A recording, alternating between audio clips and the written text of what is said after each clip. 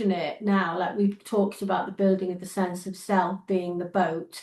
This is where she begins to push away from the shore, and what she's trying to head to is the bright lights of the other shore, which is the adulthood, which is womanhood. And she's sort of heading there. But to get there, she's on this huge inner river that sometimes can be really meandering, sometimes it can be like rapid, sometimes it can be the obstacles of the rocks in the way.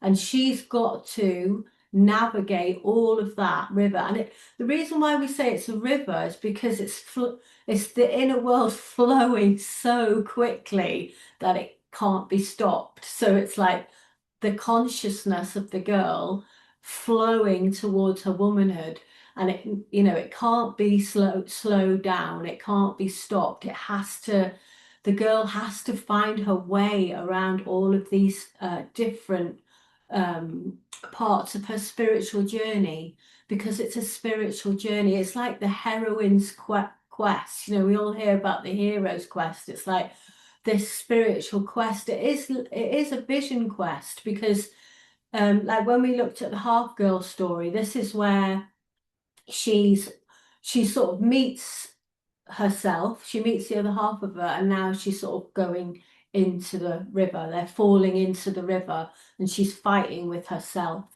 in the psyche to come to wholeness. So in the Poda story, this threshold is like when